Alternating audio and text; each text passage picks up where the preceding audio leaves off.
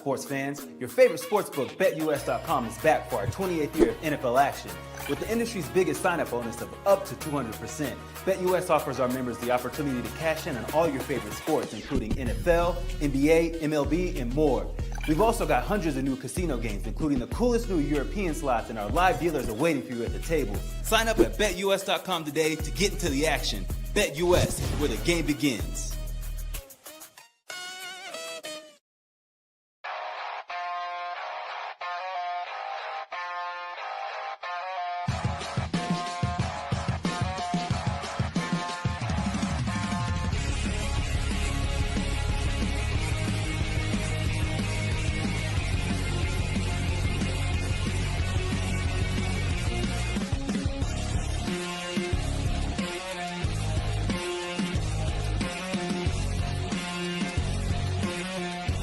And now, broadcasting live from Las Vegas, the Snake Sports Talk Show with Jake Silva starts now. Here we go, ladies and gentlemen. So good to be with you here on a Monday night. We got a lot of great action here for you tonight. Giants and Patriots. Cannot wait for it. The old school Super Bowl matchup.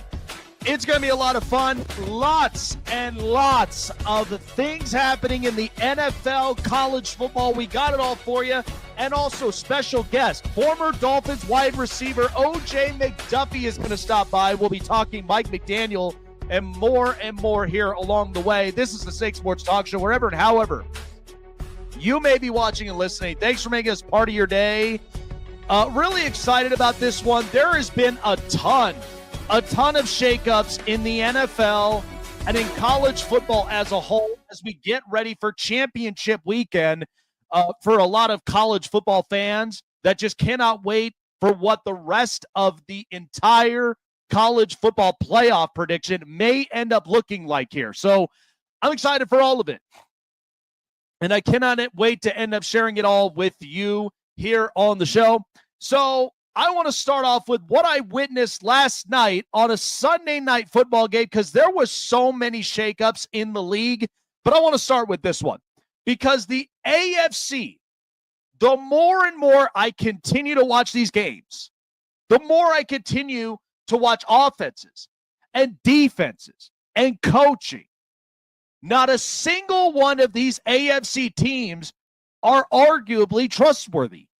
You don't know if Buffalo's for real. You don't know if New England, despite them being 10-2, if they're going to be the team that's going to walk away with it. And neither do you even know if a lot of these top 5 teams in the AFC, if they're going to honestly take the next step and be the team that overcomes adversity. So I want to start with what I saw last night. I love the Denver Broncos defense. But what I don't like is oftentimes you keep watching the same offense every single time. I'm not here to bash on Bo Nix. I am not here to say that the Broncos do not deserve to be 10-2. I'm not saying any of that at all. What I am saying is that Denver, they started off slow, which was kind of the whole narrative of the offense from the entirety of when it started, okay? It starts out slow. And I've said this before. They remind me so much of a diesel engine. It carburetes. Once it gets cleaned up and you get things rolling, then the offense will pop. When I watched it, Bo Nix, 29-45, 321 passing yards, 1 touchdown, 1 interception. And yet, the only thing that questioned me the most in the middle of that game, because you're on the road, you're in Washington. We know that the field conditions may be different and difficult. Why was that game so close? You could have honestly have lost this game. What was difficult for me, because the score was so close and it went up into overtime. But what doesn't make sense to me was the box score. None of it made sense to me because the Broncos initially were scoring in increments. And then eventually the offense started generating. And yes, they were getting yards. They were trying to move upfield. But the only thing in which it questioned me a lot, because you got to think, Marcus Mariota, who's coming in for an injured Jaden Daniels, who Washington has already taken a back step after what we saw last year when they were a team that was way ahead of schedule and they were a lightning in the bottle type of deal. That was what the Commanders were about. And you had Marcus Mariota literally do that against a tough, physical, in-your-face type of Denver defense. And for that game to be going to overtime and for it to be that close, Denver had no business with that game going into overtime. None whatsoever. I'm not saying you have to blow out these teams by like 20, 30 points. If you give yourself a 10-point cushion, you'd be in good shape. But you have to score points. You have to be able to stretch the field. Okay, every single one of these dinks and dunks that I keep watching from this offense, think back to when New Orleans, when they had Drew Brees, and how almost similarly you saw exactly Sean Payton and the offense and how everything was all running. The only difference was, and I'm not saying Bo Nix is not capable of this, because I do believe he's got an arm. I do think he's also mobile. I also do think that you could use him in different spurts. But the thing that differs Drew Brees from Bo Nix is at least Drew Brees was more than capable of throwing downfield on any certain occasion. And it was important for the Saints. Saints had playmakers, and that was the one thing that Drew Brees knew he needed to execute. That was up to him to be able to do that. And I'm not saying Bo Nix is not a good quarterback. I think he is the franchise quarterback for this organization. He's going to do great things for them. But this is one of those things, as I kept saying over and over again, and you have to understand and you have to come to realization, because I can't lie. The entirety of the AFC is wide open. You cannot tell me it's not. It is, because I don't know what I may think about the Denver Broncos come weeks from now. Because you know what? History has a way of repeating itself. Now, a lot of people think that because when the Broncos are 10-2, it's led them to a Super Bowl or an AFC championship appearance. And it has in past history. But I also believe this. I have also seen other teams that have come around and they've looked like the team that is that legit. And all it takes is one team to knock them off. Remember the 14-2 Chargers? They got knocked off by New England. And remember when the Patriots were up and on a really good run? And then all it took was the Colts to end up stopping them up into their tracks. And even the Denver Broncos up into that time. So, and all I'm saying is that the NFL is so unpredictable with things like this.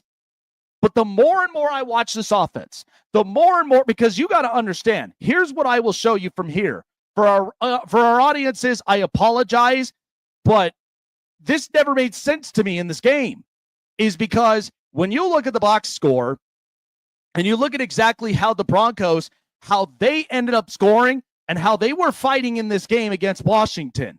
And I'm not saying Washington, like you also got to understand, none of these games have been pretty either all season long.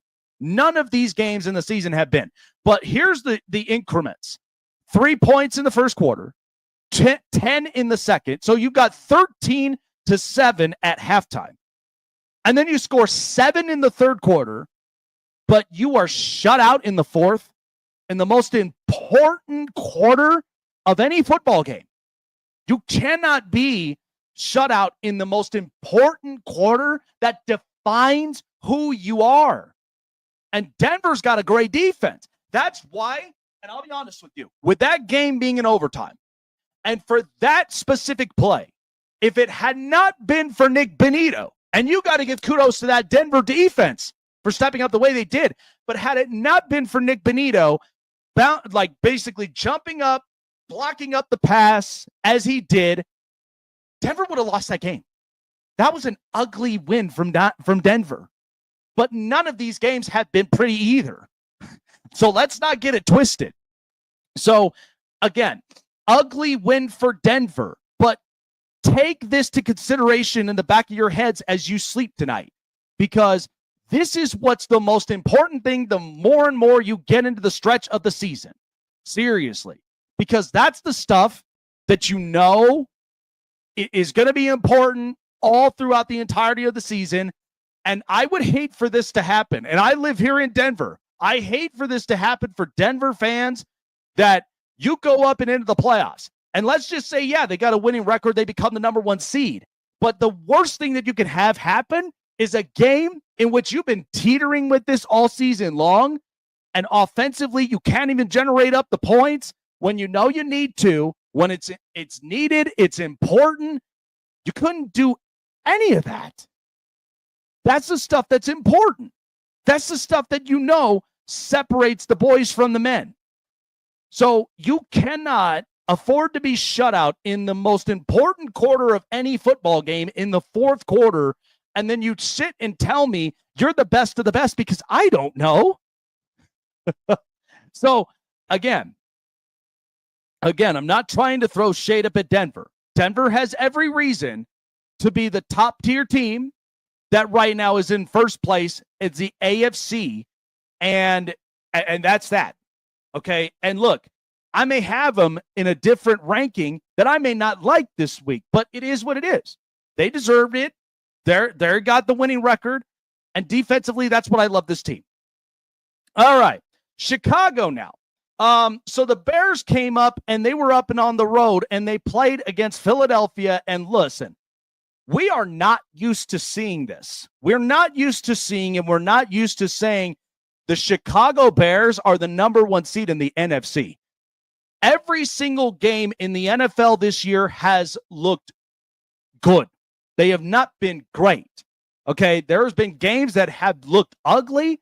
There's been games that have been close, and games in which you're kind of like, I didn't expect that. We did not expect, when we started the season off, we did not expect the Chicago Bears to be a number 1 seed in the NFC.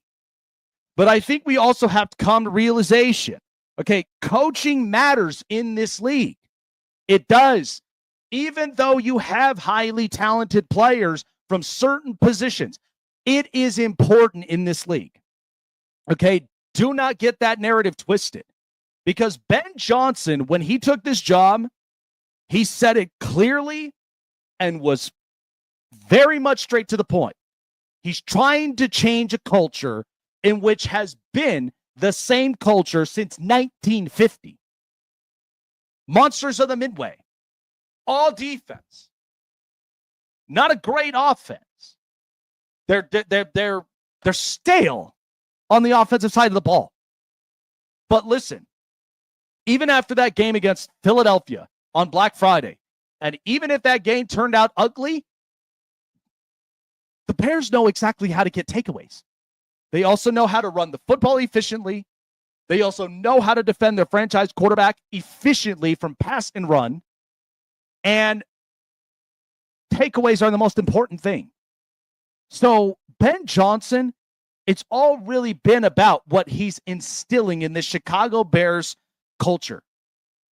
And that's where you also have to give credit for Ryan Poles, because that is the most important thing. And that's the stuff that normally tests if your job is safe and secured. And it is.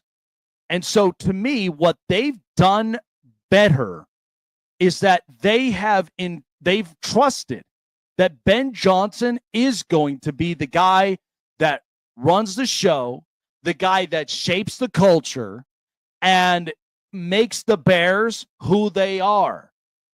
Whether you like how the games look or not. The Bears now, we have to take this into consideration, because it's the same thing we have to take into consideration with New England. It's the same thing we have to take into consideration a little bit with the Jags.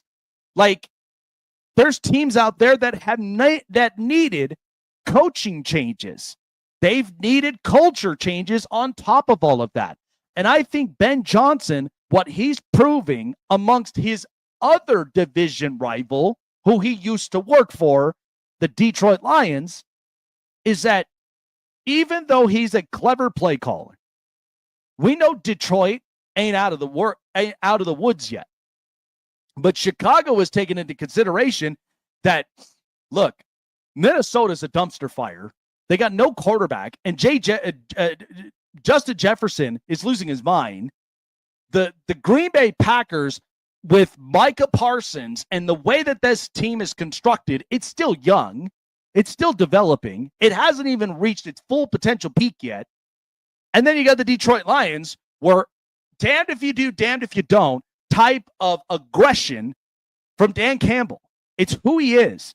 And so for Chicago, it's never even about playing it safe. For them, it was about, can Caleb be efficient? Can Caleb be able to make the throws? Even though that he has a fastball that's sometimes you have to be able to control. But that's what Ben Johnson was hired there for.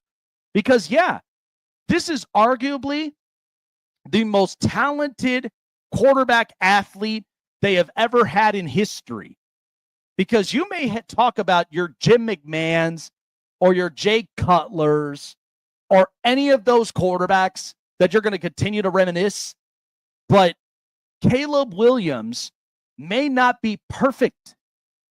But Caleb Williams at least barely turns the ball over.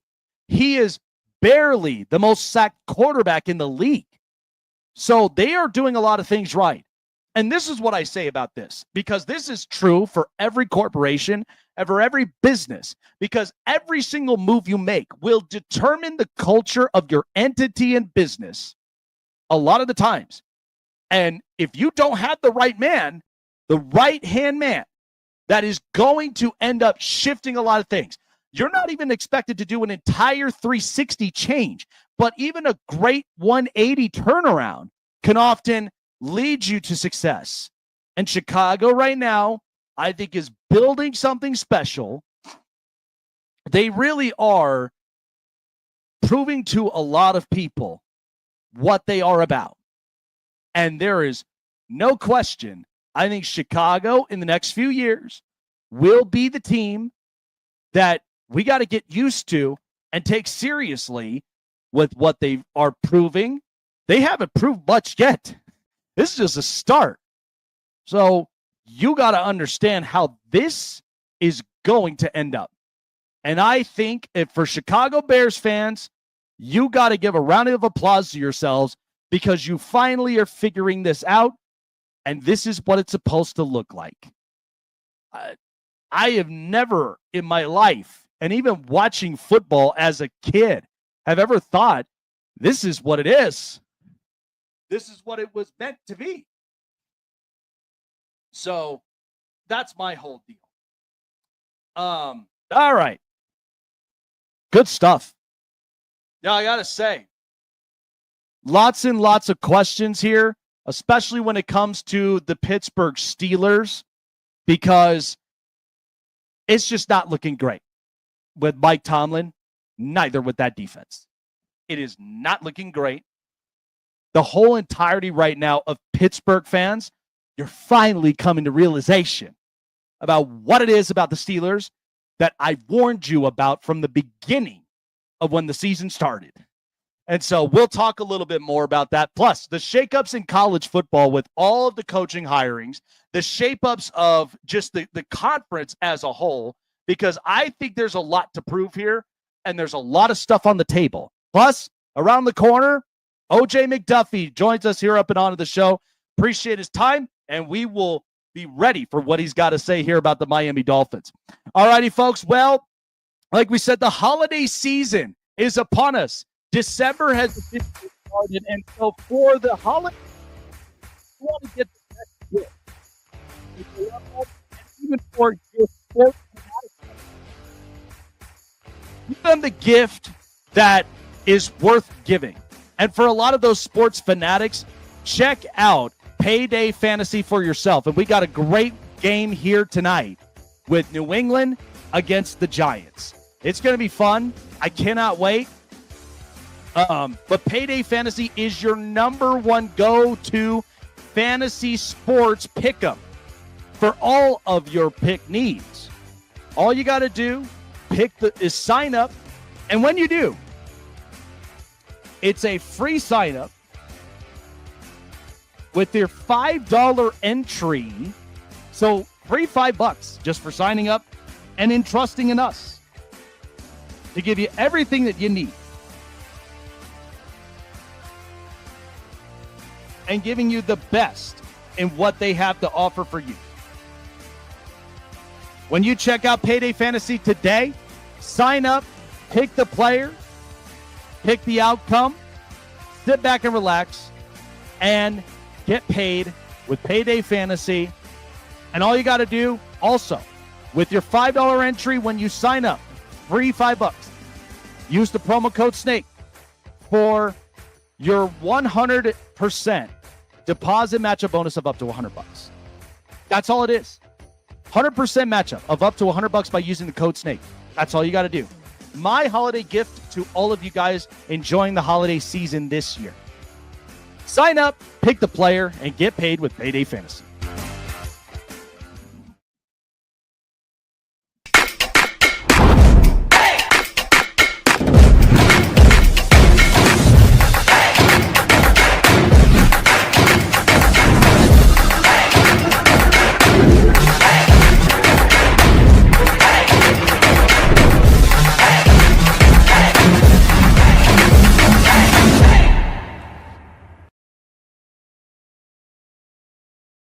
Looking for a show with the best takes and opinions? Want a show with the best coverage around the world of sports? Jam-packed with an all-star interview lineup? Then the best place to find it all, sports and entertainment, is right here. Join Jake Silva on the Snake Sports Talk Show, presented by SeatGeek and BetUS. Weeknights at 8 p.m. Eastern, 5 Pacific on Sports Wave Network. Listen up, sports fans. Your favorite sportsbook, BetUS.com, is back for our 28th year of NFL action.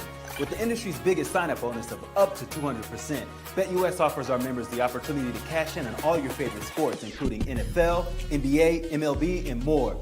We've also got hundreds of new casino games, including the coolest new European slots, and our live dealers are waiting for you at the table. Sign up at BetUS.com today to get into the action. BetUS, where the game begins.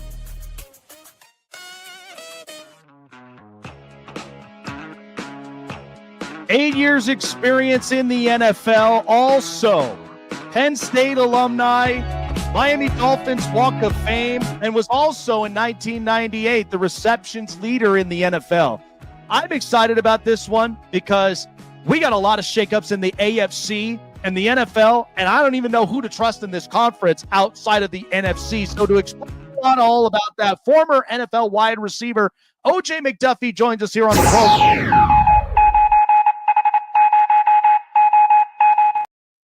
So my thing was this, OJ, is like, walking into the season, I would have thought that after the draft, after free agency, that the AFC, because the NFC, what I've talked about that is the NFC has had a history of being the most roster constructed conference that as long as they have the playmakers, the offensive line, defensive unit, and if you're the Dallas Cowboys, for example, and you got Dak Prescott, that's a good enough quarterback that you have.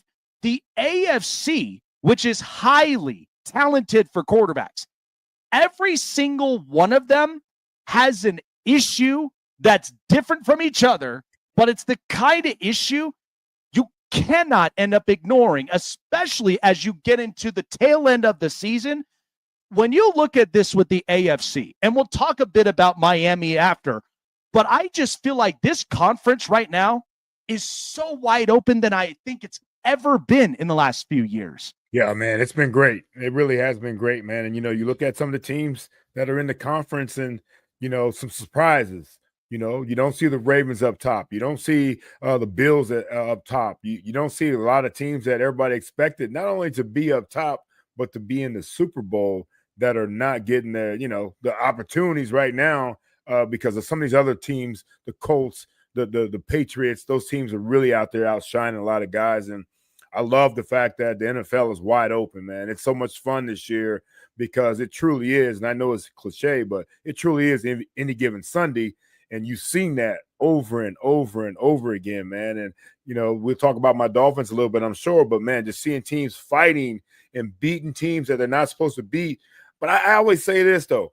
How you say a team's not supposed to beat a certain team when everybody's getting paid pretty much the same amount of money? They all get, all NFL pros, they better show up every single Sunday, Monday, Thursday, whatever. NFL is every single day of the week nowadays. But I'm just pumped that you get to go out there and watch a game and not already know the outcome like you can in college football. It's interesting. So I started the program off with this because talking about what I watched on Sunday night between the Broncos and the Commanders. First of all, I love this Denver defense. I have no problems with them with how they've been getting sacks and takeaways and pass defenses.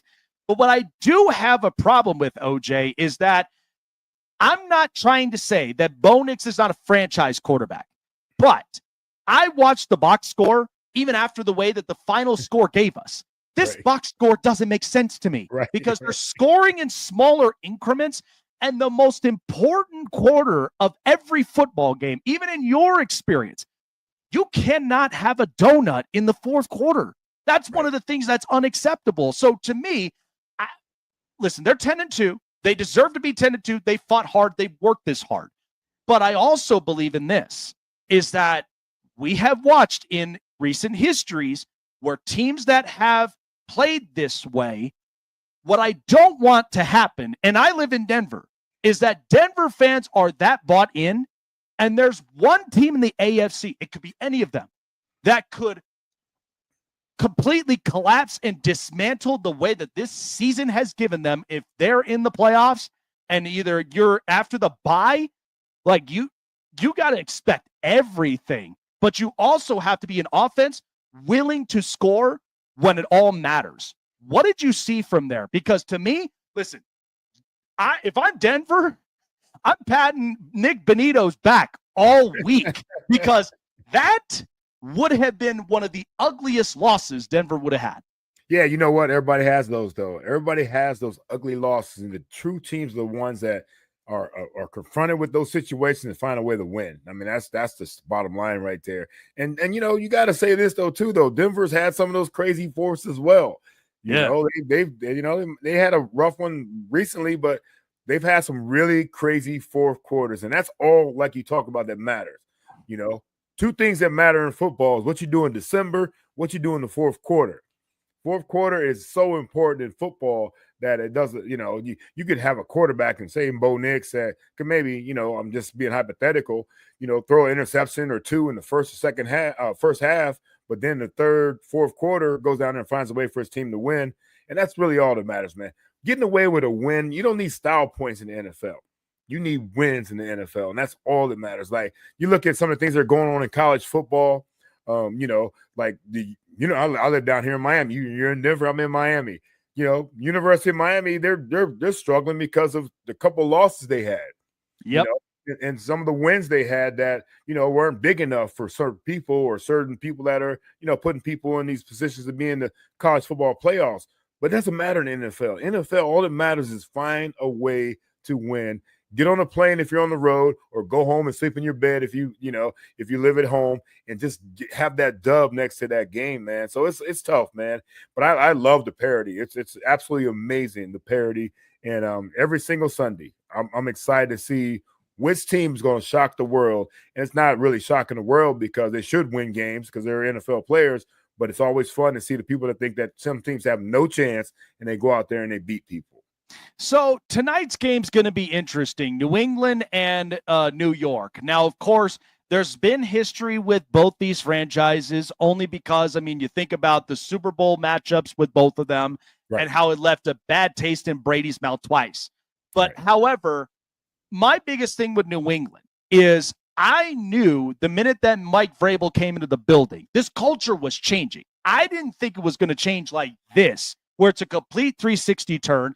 You got all of the Bill Belichick guys and all that stuff out of the building.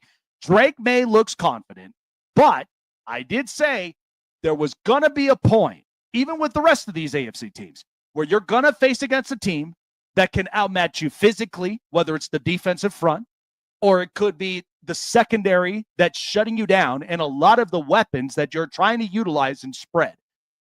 New England's banged up as of right now. I don't know if this will be a win for them. If they do, that just tells you how tough Mike Vrabel really is. But I do feel like this was a test about the physicality portion and how important the coaching aspect will be, especially when we come into January, February football. Physical football is all that matters, man. It really is. No matter what, you've got to win up front.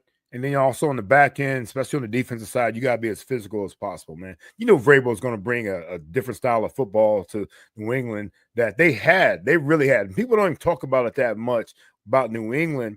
When Tom Brady was doing what he was doing, that defense was better than people even want to talk about because everything was about Tom Brady. But that defense is always a top 10 defense.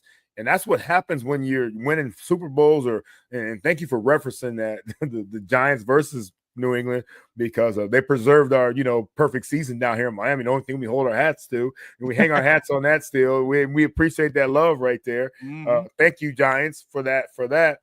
But physicality is what it's all about. And if you win if you win up front, you're going to win most games. You really are. And Mike Vrabel, who I feel got a bad deal out in Tennessee, man. What he was doing for the Titans was special. What he did with Ryan Tannehill's quarterback to get as far as they did a couple times, that's special. So he was you knew he was going to bring that. You knew he was going to bring the New England way back to Foxborough, and he's done that so far. And I knew that Drake May at some point was going to shine. It's so crazy to us down here in Miami that we got rid of Tom Brady. He retired or went to Tampa, and then we had to deal with Josh Allen. Now we got to deal with Josh Allen and Drake May. So we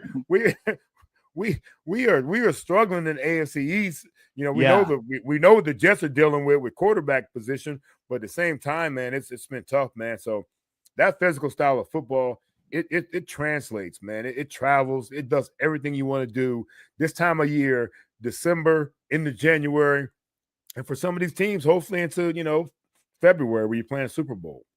So this is an interesting question before we hop into Miami talk. Is you had the pleasure of playing in two different aspects. So number one was in college, you played in a more physical, in the trenches type of program in Penn State.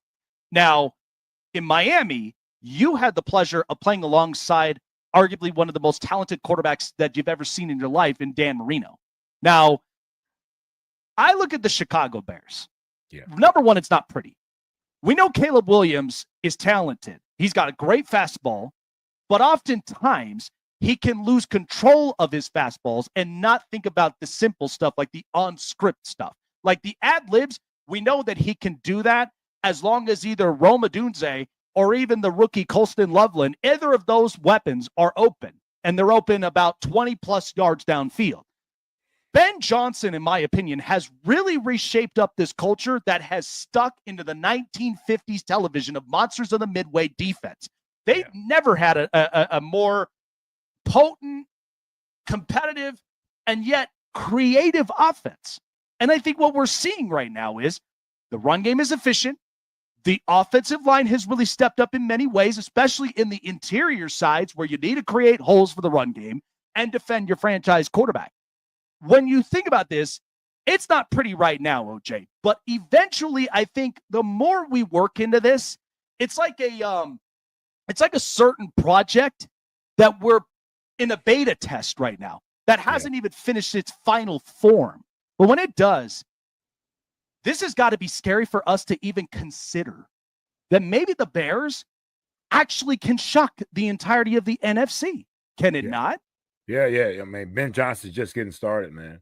I think he's just getting started. And you start, most teams, if you want to be successful, you start on the defense side of football. And you hit the nail on the head right there. Like, it's like if you've got a solid defense that's going out there and making plays and, creating chaos, that's always going to be an effective way of winning football games. And then you got an offense that doesn't mess it up. Just don't mess it up as an offense. That's always critical, man. And I love the fact that, Caleb Williams has found a guy in Ben Johnson that's catering to what he does well.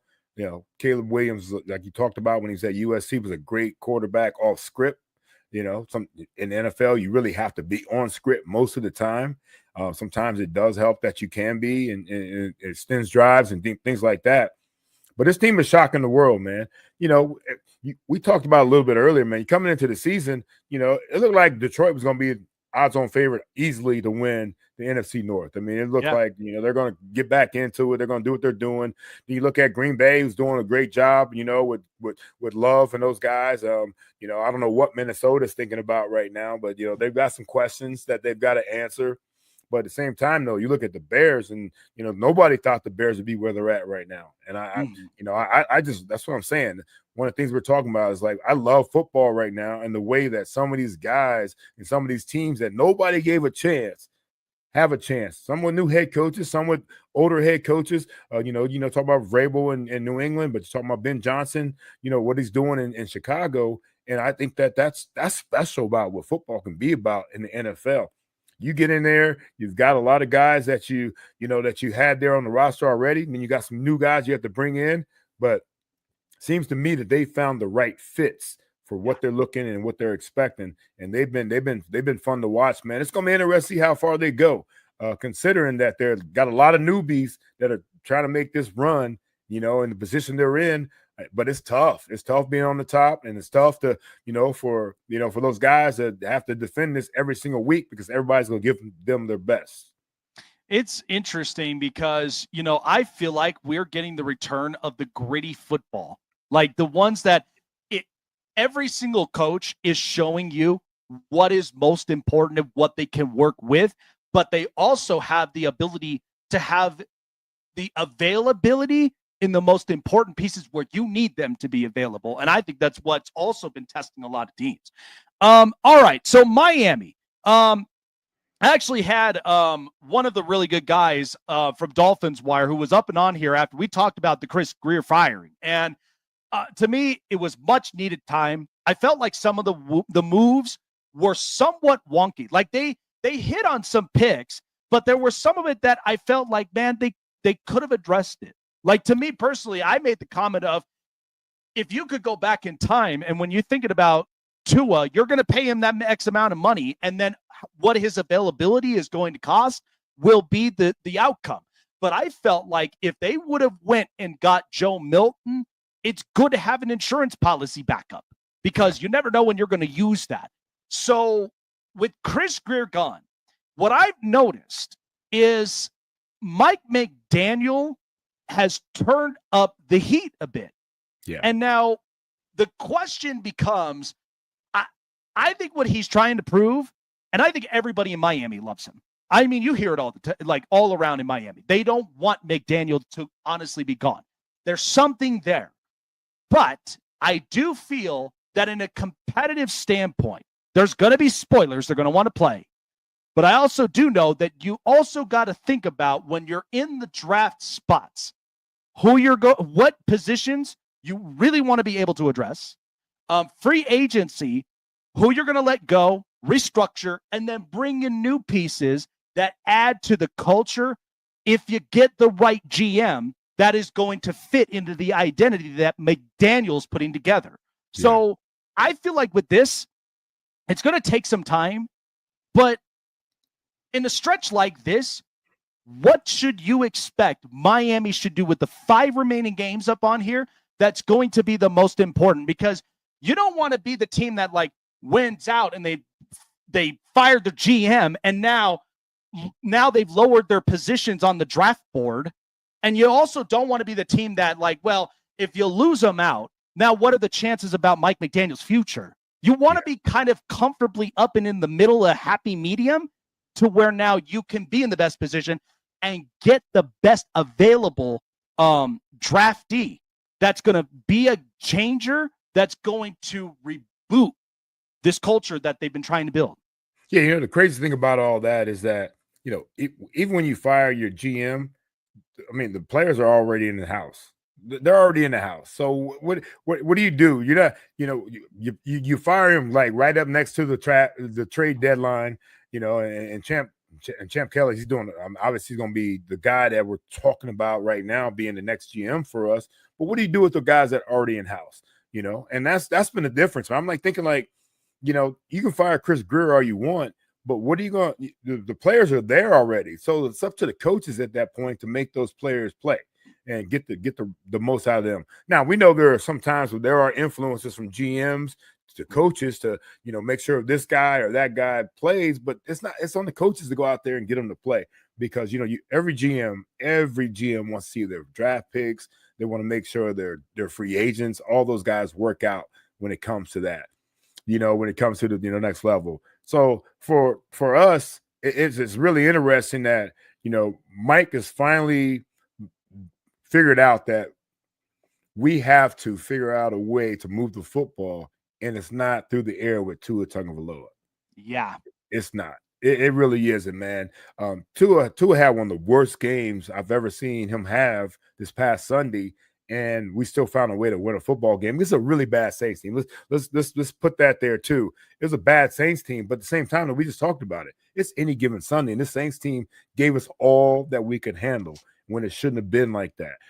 So with that being said, you got Mike McDaniel has found a way to figure out a way to separate himself away from what Chris Grier was doing and how he wanted things to be, and it's working out for us so far. Look, we've got one of the best running backs in the game right now in Devon Achane. I mean, we really do. And when we commit to the run, when we commit to having a 13 personnel out there or 12 personnel out there, when you can actually run the ball most of the time and even pass it on occasion, it's worked out for us. And since Chris has been gone, Mike has actually figured out that, look, maybe Tua is not the way to go in terms of trying to win football games. We got to make sure Tua doesn't lose football games for us. And I think that's an important thing. A lot of these franchises, they have franchise guys. You talk about Drake May, it's a franchise quarterback. He'll win football games for you. But in our position here, I think that no matter what, Mike has got to figure out that you have to not let Tua ruin the game. And on top of that, we both know this. Football. Football in and out. Defense and run game, it travels. Doesn't matter what the weather is. Doesn't matter what anything is. Lean on it. And we've decided to lean on that. And I think that's been very important and a very big transition for Mike. Even, I know we had Tyreek and Waddle, and of course you want to throw the ball around the yard, but hell, man, football's about beating people up in the trenches like we talked about earlier, and then finding a way, if you get guys that are creep up, bring somebody in the box, find a way to get behind them a little bit. I feel like, though, they've got plenty of speed. I don't think that's really ever their problem, but I feel like the trenches, like you said. And then I also do feel like size is also another thing that they should consider, because isn't it always good when you got a 6'5" receiver who's got the length, who could go one-on-one? And if you got the quarterback, right, that can obviously throw outside the hashes and right there on the outside sidelines, that guy's going to be guaranteed to go up and get it. That becomes a big difference maker, right? Yeah, no doubt about it, man. We got a lot of Smurfs. We do have a lot of Smurfs, man. And they can run. Boy, can they run. Can we find a big Smurf that can run? And then, like you're talking about, man, can we turn a 50-50 ball on the outside with a big receiver to an 80-20 ball? And I think that's important. And Tua has to trust it. We saw Jalen Hurts trust that finally with A.J. Brown, this past week. Just throw it up, man. He's got a one-on-one situation, give him an opportunity, and you go out there and make plays, man. And that's part of the league. Nobody, unless there's a coverage bust, nobody's going to be wide open in this league. Nobody's going to be wide open in this league. So you got to have guys that are going to be able to go out there and make those plays and make your quarterback look as good as possible in those situations, man. So, yeah, there are guys out there now. Look, there are guys out there now that'll be coming out that might be projects or whatever, but if they've got speed and size, they'll be advantageous for us to go out and get some of these guys. The problem with us, though, man, is that our offense is so complicated. We've got some really good receivers that have come through it that, we've got 22-word plays. Like, I mean, what the hell's going on, man? I mean, I get it. Like a guy like myself and some of the guys I played with, they'd be able to handle this. But some of these guys, when you got flashcards, you know, I mean, you got Beyonce and you got, you know, the Miami Lakes, all these things that's, I mean, I don't know what the hell's going on in college sometimes, but in the NFL, it's a whole different world, man. And so if you got guys that may have that talent, that size, that speed, but can't pick up an offense, man, because the system changes week after week after week, it's tough on them. So we got to find guys that are both fast, big, and also intelligent enough to be and professional enough to handle what the curriculum is.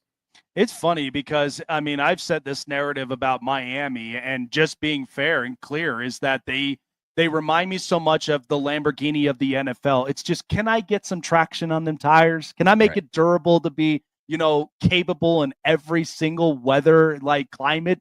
And then that way, then this team can have a little bit more of that aggression and that physicality where I'm like, man, them boys in South Beach, they could play some ball. A final question for you. So your alma mater, Penn State. Now, I'm going to talk about this a little bit later on, but lots of changes within college football realm, mostly in the SEC. Now, a lot of times now the NIL and the transfer portal certainly has affected a lot of just the expectations of coaching in college football. It's very tribal. There's a lot of, you know, you got to be able to have a happy medium with those boosters and the fan bases that are in those college programs.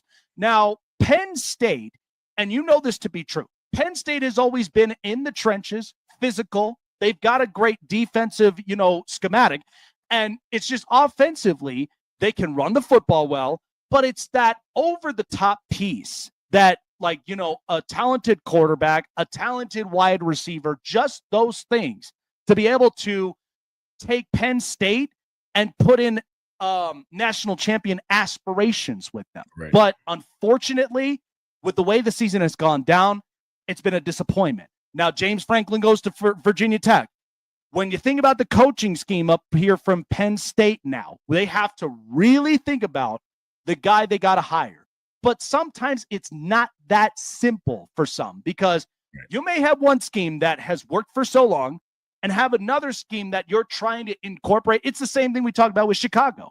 They've always known to be physical, but then when you start to bring in the smart X's and O's mastermind to get offense rolling, that may take a bit of time, but then it's also tapping into the recruitment, tapping into the transfer portal, and then putting all the pieces together so that, because the Big Ten is physical, but if you are that team that kind of has a little of some SEC type of mentality there, that might shock up your Ohio States, your Michigans, all of those. So what's it got to take for Penn State to eventually reach up to this level? Because now the SEC's got a lot of different coaches now. The carousel started to move around. I think the ACC's also got some competition, but for them themselves to be able to get in and hope those national championship aspirations are not far long gone. Yeah, great question, man. I think, you know, this year was supposed to be the year. It really was, man. James Franklin, you know, had the opportunity to, you know, try to replicate what Michigan did a couple of years ago, what Ohio State did last year. We had a lot of guys come back for the final year because of the fact that they got to the Final Four last year in the college football playoffs. And, you know, you got Drew Aller, who's, hell, he was probably top 3 when it comes to the betting odds to win the Heisman Trophy, and it didn't work out. You know, Jim Knowles, the defense coordinator, and a solid defense that was coming back with a lot of guys, has been not as advertised. And so a lot of things did not work out for this football team. So getting back to doing things the way we always did them back in the day with Penn State, the physical part of football, you know, running the football, playing solid defense, you know, it was missing.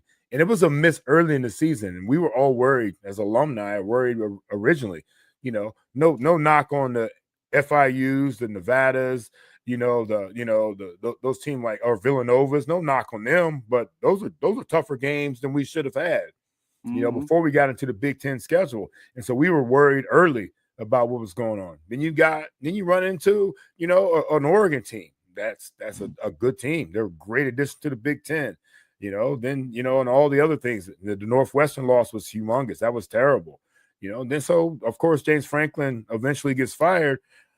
it's tough right now in the Big Ten when you have such high expectations. We as alumni love Terry Smith and what he's been able to do. Look, he came into a tough situation. You lose James Franklin as the head man. You lose Drew Aller, the guy we talked about is going to be a top 3 draft pick. I mean, a Heisman guy. And then you go to Iowa at night. You go to Ohio State, number 1. You got number 2 Indiana at home. Those are tough. That's a tough situation, man. And so now we're reeling. We really are reeling, man, right now. And it's going to be interesting to see what happens moving forward. I understand there's big interest in the BYU coach coming to Penn State. They've already struck out on a lot of guys. Once Franklin got fired, you saw these other universities re-upping their guys, extending their guys, giving long because they knew that we were on the prowl for somebody else. And now, I think no matter what, it's always going to be about, what's best for Penn State. What's best for Penn State right now is Terry Smith. Terry Smith, people don't even realize, is the guy that's brought in 2/3 of our big-time roster, the 4- and 5-star recruits. Terry Smith is the guy that's brought them in there, so they're worried about recruiting. Recruiting is going to go. Yeah, it's going to change because nobody knows what's going on with the program. So recruiting is going to be a tough deal, but they know that Coach Smith is going to be around. That'd be big for our football program moving forward. Now, we've got high expectations. You have to have high expectations. When you're playing in the Big Ten, when you see what Ohio State and Michigan have done in the past few years, it's their high expectation. So big splash names, they're all going too. They're going. They've already made the decision where they're going to go. They didn't want to come into Penn State because I think there's a lot of fans, alumni, former players that are looking elsewhere. So they're going already too. So what do? That's the big question, man. We don't know. We're right now sitting here, I talked to Coach Smith today, and Coach Smith doesn't know what's going to happen either. And I know that he's pumped for the opportunity possibly to be the next guy. And so we've got to figure out a way to get back to Penn State way of doing things. But look at this, though. Penn State's been okay for a long time. And that's unfortunate for us. We've been just okay. We haven't won a national championship since 1986. We haven't gone undefeated since Kajana Carter and Kerry Collins and and Kyle Brady and Bobby Ingram, all of them did all what they were doing. We went to the Final Four last year. But other than that, though, we've just been okay. What do we have? We have to figure out a way to get to being better than okay. And that's been the toughest thing for us so far. Absolutely. I mean, being middle of the pack, oftentimes, it's like, I think of it this way. You hate to be somewhat of the Steelers of the Big Ten, because it's like you don't want to be fine with just okay. We want to be over the top in a lot of these positions. That's going to get us there. So the aspirations come into fruition, So appreciate you, OJ, man. I hope you had a great Thanksgiving. We had a lot of stuff that was going on last week, and absolutely great to piggyback off of last week and to have great interviewers like yourself as well. And you've got your podcast, of course, representing for the team you played for in the Fish Tank. Lots of great stuff, lots of great content, guys. Check it out, the Fish Tank podcast. It's a lot of fun for all the diehard Miami fans. Yeah. But Penn State alumni, Fiesta Bowl MVP, receptions leader, 98 with the Dolphins, and also part of the Dolphins Walk of Fame. Appreciate you for coming on by, man. Enjoy the holiday season with you and your family, man. And we're going to see, because I know everybody's marking up their New Year's resolutions.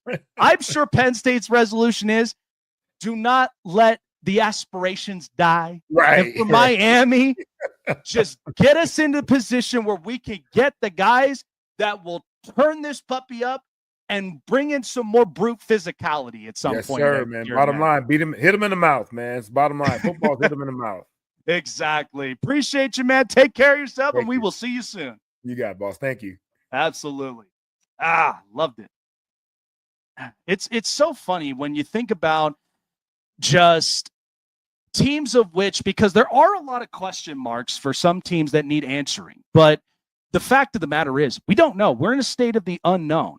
Penn State could turn around and they could have something up and into the works. But I think he's right. I think you got to have familiarity for one, but you also got to have a little bit of something. It's a secret sauce, a secret recipe, something that's going to help them to get up and over the top. But and even for the Dolphins, I mean, they love McDaniel. They don't want to see this project not be fully not be fully seen through. That's the one thing that I think Miami in this position, and I'm glad that Stephen Ross did not allow for Miami to just lose their head coach, because they did the right thing with their GM, and all it took was a little bit of time to really figure that out. Okay. Couple minutes here before we wrap things up. Lots and lots of shakeups in college football. So I'm going to start with two things here. Number one is Lane Kiffin is officially leaving Ole Miss to go to LSU. And you know what? I'm happy for a few reasons, because number one, I don't have to see Lane Kiffin in the NFL. I don't think he has exactly the totality and the mentality itself as a coach that can be relatable to a lot of these grown men in a league in which you have to pick the player. You also are in the locker room with all of these guys. That stuff he's pulling up at Ole Miss, that's not going to cut it in the NFL. I'm sorry. I have watched Lane Kiffin when he became this hot commodity and took the Raiders job, and yet the Raiders were a complete mediocrity dumpster fire, and that didn't last long. Now, granted, the Raiders were the Raiders. Okay, they still need their structure and consistency. And when will that happen? We don't know. But I just don't understand all of the bigger hype around Lane Kiffin. I understand he has a winning record in college football, and more particularly in the SEC and where he is. I mean, you got to think about a lot of these different years that he's been in, not just Ole Miss, but even in Tennessee and a couple other spots. I mean, you watched him at FAU, you watched him at USC, and I think for Lane Kiffin, the one thing that here's my pros and cons about the LSU job. Number one is your pipeline in the SEC is going to grow larger because people like talented wide receivers. You basically have a run game with when you get Kylin Lacey, I guarantee you he's going to come to LSU. There's no doubt about that with Ole Miss and the way that is. Now, some coaches have stayed behind. He's only taken about a couple of other coordinators and people that are within the coaching system, and he's only brought them aboard. But he is going to recruit more often. Now, you got to also think about who is going to be the quarterback after Garrett Nussmeier. That's another thing you also have to figure out, whether you're going to tap into the transfer portal, and even if you're going to tap into recruitment, you better hope that you are going to recruit the right guy. And at the same time, LSU, what they've left behind when Brian Kelly got fired is that defensively, they had some guys that were getting after the football. Offensively, it just looked like crap. They couldn't even convert any points. Certain down situation conversions did not look crisp and sharp. And so with Lane Kiffin, I feel like could turn that around for at least for the offense. Now, here's some of the things that I don't like about this is because, number one, I do not like the way with how Lane Kiffin basically had all of these players, all of these kids that have come in and have bought themselves into this product. And he's just going to turn away and walk away from all of it. What a stab in the back. Now, LSU, they're not idiots. Neither are the boosters and the entire AD and the fan bases in Death Valley. You do realize there is national championship aspirations when you think about it for any team. We thought about this with Penn State. We always have thought about this with Alabama and even with Oregon with Dan Lanning and Ohio State with Ryan Day. But with Lane Kiffin up in an LSU, there is going to be those aspirations, but the only difference of it is, look at how you're leaving behind Ole Miss, and you ain't even started the college football playoff yet. And so I didn't like the way in which he walked off, because to me, you may go and recruit players. He's not going to have a problem with that, but he is going to have a problem with guys that he's going to recruit out of the transfer portal and buy them in to what they're trying to do up in LSU to make them better and build more relevancy. Because you have to think about this. I'll get into my next point later on because there's a lot of shakeups in the SEC from Arkansas to Kentucky to Florida and further and beyond. And so Lane Kiffin, he's got to deal with Kirby Smart and Kalen DeBoer and Brent Venables at Oklahoma. And they've got a star quarterback. Okay. So that's the one thing that Lane Kiffin knows he's going to have to fix up is that offense, including quarterback. You could go get talented wide receivers. That's not going to be a problem. But you are going to run into a little bit of a roadblock. In my opinion, if I had to predict the future, okay, and I don't have a crystal ball, but if I had to predict the future for someone like Lane Kiffin, I think he may work hard to get a national championship, but he will not win more than that. The only reason of this is because if you looked at the expectations after Ed Orgeron, one of the greatest college recruiters that has stepped foot on this planet, after he left, after the Joe Burrow, Jamar Chase, Justin Jefferson, talented team, you look over at Brian Kelly, and the whole deal was you wanted to play physical against an overly talented Alabama team that you know just pisses you off and gives you fits. And even that was a wonky fit from the very beginning. Because to me, the one thing you'd hate to see is this thing repeating itself, like you're replaying Les Miles if he played or coached in the NIL and the transfer portal era. That's the worst thing for any LSU fan to ever even have to think of in the back of their mind. The last thing, though, if I'm Ole Miss, screw Lane Kiffin. That's the one thing that's going to really be burning in their heads, okay? Because to basically put all your chips in after all these years and then at the same time, and we know how tribal college football can really be, but those are the classics. Those are the stories, okay? And those are the things that you know matter to these kids. So that's the one takeaway that I have up from there. Now, I'm going to shift over into this because not only is it going to talk about Lane Kiffin going to LSU, but you have to think about the whole construction of the SEC. So Lane goes to LSU. Auburn is getting Golish. The guy from he's been around for quite some time. So they're getting Golish. He's a very good offensive-minded coach that can understand where the state of the SEC is. And then Florida is getting John Sumrall. So out of a lot of these coaching hires up and into the SEC, because this is what's going to be important, I think there are a few things that are true. Number one is that the SEC is shifting like crazy. And the reason that it's shifting is because you don't have Nick Saban dominating at Alabama anymore. Kirby Smart in Georgia, even we know that's another thing you also have to take into consideration is that there may be a time Georgia might not even play their best. So they may be in a situation that doesn't look pretty for them at all. And so here were the hires in the SEC.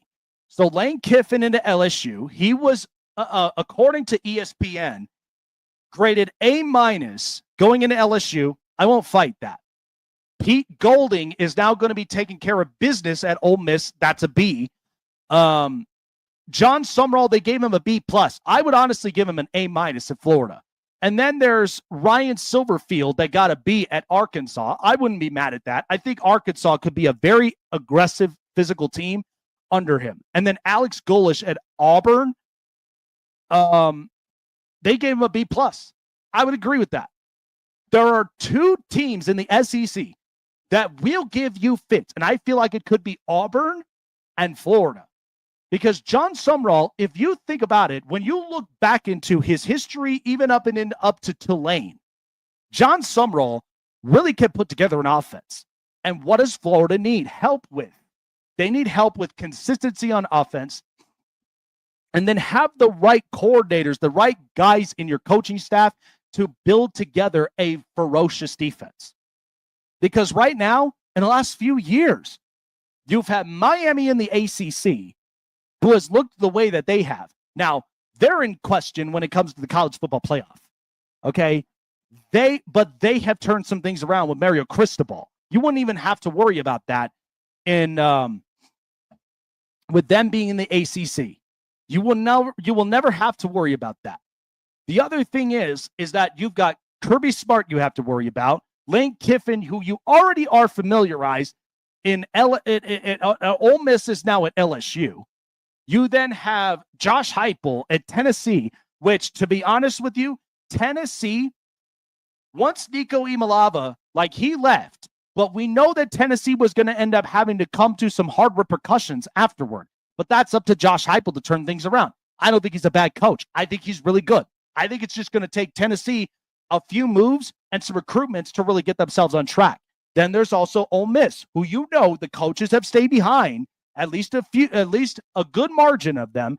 And then depending on the players, if they're going to drop from Ole Miss and follow Lane Kiffin to LSU. That's the other thing you also have to worry about. But at the end of the day, if you want to talk about totality of someone who's going to be the most successful, 3 coaches in mind, who I'm going to list from top to bottom in the SEC, that doesn't include Kirby Smart and that doesn't include Kalen DeBoer, because we do know with who they are. Okay. John Sumrall is my number 1, because I think his offensive philosophy that he has up in Tulane is going to help someone like DJ Lagway. He needs structure. He needs direction. He also needs somebody that's going to control the football well and not turn things over, because you're looking exactly like a reincarnated Anthony Richardson. That's what he looks like. So you got to put all those things together. And so I think with John Sumrall at Florida, it will honestly look better. It really will look its best. Number 2, I do think Alex Golesh at Auburn. Now they have a quarterback in Jackson Arnold, but I think with the way that he has constructed quarterback in position-wise, because he's going to have to come to terms whether Jackson Arnold is the right guy, or he's going to end up having to go into the recruitment process and go and get his next recruiting quarterback. That's going to be the next thing. But with Golesh, is that he's going to end up, even his coaching staff, he's going to end up getting guys that are going to work up onto the defensive front, and then in the end, get some playmakers in Auburn. Get some serious playmakers. Get somebody that can run the football heavily and get some playmakers, because that's what's going to be the most important thing, because you are trying to prove if Jackson Arnold is the future at your quarterback spot.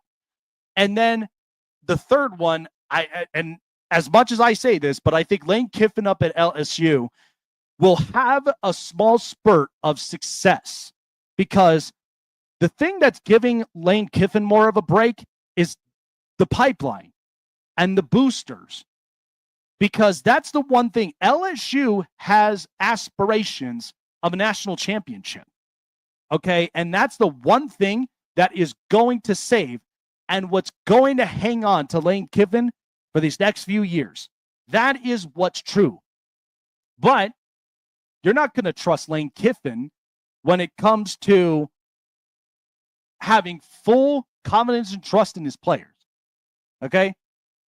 Because the players are going to come here to not only think about national championship aspirations, but they're going to be more focused on their draft stock.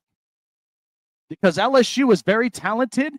They got really good wide receivers next to Ohio State and Alabama and a couple other programs who have produced some very good wide receivers in the last 10 years. That's the one thing that most of these kids are going to be figuring out. But remember, LSU hasn't even had more of a nose on the ground type of running back since Leonard Fournette. People can correct me with that. But that's the one thing, is you got to be able to build that physicality. And so even though they had Quinshon Judkins before he transferred to Ohio State, could you imagine if Quinshon Judkins last year, had he still had been there, Ole Miss would have never missed the playoffs. They would have honestly have worked a lot on the ground, and Jackson Dart would have somewhat corrected the mistakes that he had before he came into the league, but it would not have looked as worse. It would have looked at least decent, but not as bad as it was last year. And those are the games that costed Ole Miss that. So that's the one thing I think LSU is going to be coming by. And by the way, SEC is not completely dead in the water. You got to understand this. SEC is having a complete coaching carousel that's going to shape up the entirety of the conference, but it's going to make the conference even more competitive than you think. Because, yeah, the Big Ten may be physical. Ohio State is basically like on cloud nine. And then a lot of other physical programs that are within this conference, they got to have playmakers. You got to be creative up and on offense. And that's the one thing the SEC has been known for. So this whole thing that the SEC has done, no, it's not. I promise you, that narrative was silly and asinine that I am like, that is not what the SEC is about. The SEC had to go through an entire conference shock because no Nick Saban, no Ed Orgeron, and not a whole lot of coaches, and not even Jimbo Fisher at Texas A&M. And even they lost to Texas, but they played pretty good football. And you also got to think about Sark at Texas. So that's the thing. The entirety of the whole conference construction is going to be so loaded and jam-packed. And I have friends of mine who cover up on college football all the time. I'd love to bring them up because this is going to be in the year of 2026 where the SEC is going to hoist a national championship. But it's going to land upon the first 1 through 7 programs in this conference. One of those. Big Ten is going to be physical. We all know that. Ohio State ain't going nowhere. Michigan's got to get their stuff together, but even that can be easily fixable. Nebraska, it depends with Dylan Raiola. You don't know if he's going to stick there for long. He might go to the SEC. But then you also got to think about this. You got Diego Pavia in Vanderbilt. So, yeah, this whole asinine take about the SEC being the way that it is, give me a break. All they had to do was go through a shock and then figure out what they needed to do next. That is the way you do it. And the SEC is going to be competitive. 2026, mark my words. You're going to be thanking me when I tell you the SEC is very hard to put on the ground. Very difficult. You'll thank me later. Good stuff. OJ McDuffie. Shout out to him for being here up and onto the show. Really good stuff here tonight. Appreciate everybody for joining on in Thursday. Marvin Powell III. We're going to be talking USC. And we're also going to be talking more NFL as well. I'm excited about that. Don't go anywhere. Mark your calendars for Thursday. And we will see you guys at the same time here tonight, 7 Eastern, 4 Pacific. Appreciate all of you guys for joining here tonight. And we will see you guys Thursday on the next edition of the Six Sports Talk Show. Take care, everyone.